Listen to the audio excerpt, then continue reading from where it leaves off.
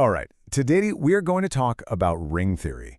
But look, this isn't going to be some dry math lecture. Think of this as a journey. Under the hood of the math you thought you knew, we're going to find out what happens when you start to intentionally break the rules we all take for granted, and what incredible new worlds you can build when you do. Okay, let's get into it. I mean, think back to when you were a kid. You learned that 2 plus 3 is the same as 3 plus 2. You learned you can't divide by 0. These rules, they feel like gravity, right? Like absolute laws of the universe. But what if they aren't? What if some rules are more fundamental than others? And that is the heart of ring theory. What if we decide to keep the absolute bedrock rules, like associativity, but we just toss out some of the others? What kind of math do you end up with when, say, A times B is suddenly not the same as B times A? Or when you can't just assume division is always possible? Well, it turns out you get the exact language you need to describe everything from quantum physics to modern cryptography. To really get our heads around this, we have to start by defining the most general, most flexible structure we can, moving way beyond the simple numbers we use every day. So this is a ring. It's our foundational blueprint. It's just a collection of things where you can add and multiply. And the rules are super minimal, and that's on purpose. You just need a 0, you need a 1, and the distributive property, A times B plus C, that has to work. From this incredibly simple starting point, we can build, well, pretty much everything else. Probably the best way to understand all this is to imagine a ladder. We're going to start at the very top, in a world of perfect mathematical certainty, where everything works just like you'd expect. And then we're going to start climbing down, shedding rules and certainties with every single step. So, picture it, the very top of our ladder. This is a place where every rule we learned in school holds true. No exceptions, no weirdness. This perfect world has a name. It's called a field. And in a field, like the real numbers you know and love, everything just works. You can add, subtract, multiply, and, crucially, you can divide by any non-zero number without a single problem. It is a world of absolute arithmetic certainty. Okay, now let's take one step down the ladder. We're now in what's called an integral domain. What did we lose? We lost the guarantee of a multiplicative inverse. In plain English, we can't always divide anymore. The integers are the perfect example here, right? You can't divide 7 by 3 and still get an integer. But, and this is a big but, something really important is still here. The cancellation law still holds. So what keeps that cancellation law alive? It's the absence of these really weird things called zero divisors. This is the totally bizarre situation where you can multiply two things that aren't 0 and get 0 as the answer. Now, in the world of integers, that's impossible. If A times B equals 0, one of them has to be 0. But as you can see here in the wild world of matrices, you can absolutely take two non-zero matrices, multiply them, and get the zero matrix. So integral domains are special because they forbid this strange behavior, and that keeps a little piece of certainty for us.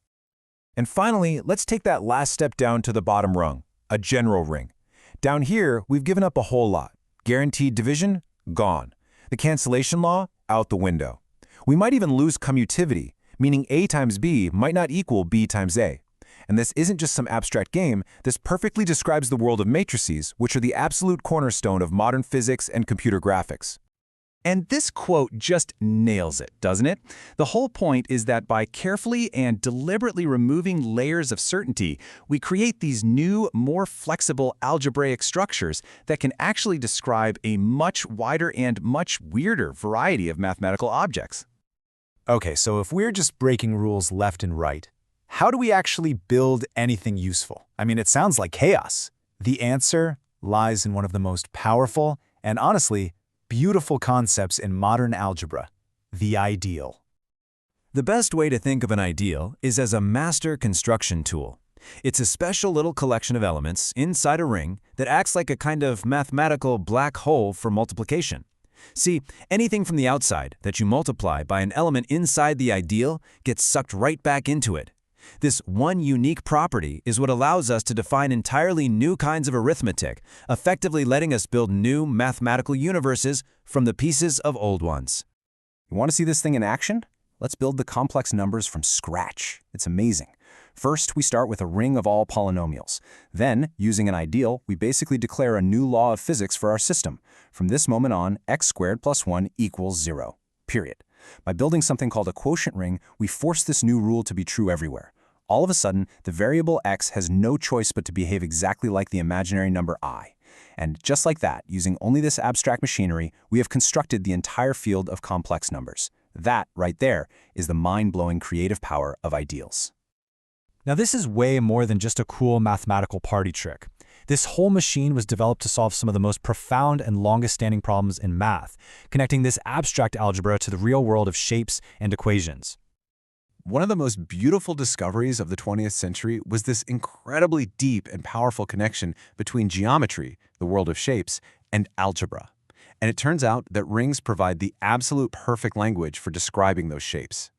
And here's the core of it all. This creates an incredible dictionary. You can take a geometric shape, say a circle, and translate it into an algebraic object called its coordinate ring. And in this new language, every single point on that circle corresponds perfectly to something called a maximal ideal. And the basic building blocks of the shape, its fundamental curves, they correspond to prime ideals. It is a complete one-to-one translation of pictures into pure algebra. It's incredible.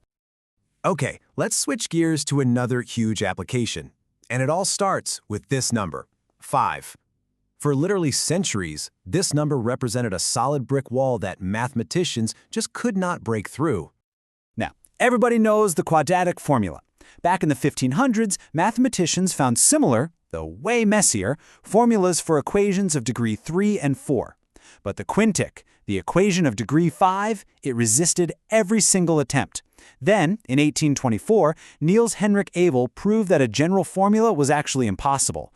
But it was a young, revolutionary genius named Évariste Galois who finally explained the deep, profound reason why. And Galois' insight was just world-changing. He discovered that every single polynomial has a hidden group of symmetries that's connected to its roots. We now call it the Galois group. And whether or not you can write down a nice formula for those roots depends entirely on the internal structure of this symmetry group. And here's the final punchline. The symmetry group for a general fifth-degree equation, a group we call S5, is just too complex. It's structurally not solvable in a very precise mathematical sense. This isn't about mathematicians not being clever enough, it's a fundamental property of symmetry itself. No general formula can ever exist because the underlying symmetries of the problem just flat out forbid it. So, let's pull all these different threads together. What have we really done by deconstructing arithmetic like this? Well, we've created an entirely new and ridiculously powerful language. So what's the big picture here? Ring theory is so much more than a new set of rules. It's a new philosophy. It shows us that math is something we invent and create. By generalizing arithmetic, we forge these powerful tools, like ideals, that let us literally construct new mathematical realities. We create this amazing dictionary that turns the tangible world of shapes into the abstract language of algebra. And in doing that, we uncover these deep, hidden symmetries that tell us exactly which equations we can and cannot solve. It even helps us rescue fundamental ideas like unique factorization by showing us that we were just looking at the wrong things all along. We needed to be looking at ideals, not just numbers. And that really leaves us with a final thought to chew on. The story of ring theory is all about finding the right language to describe a hidden reality. It really makes you wonder, doesn't it? What other profound truths about our universe are just sitting there, waiting to be discovered, if only we can invent the right algebraic language to finally see them.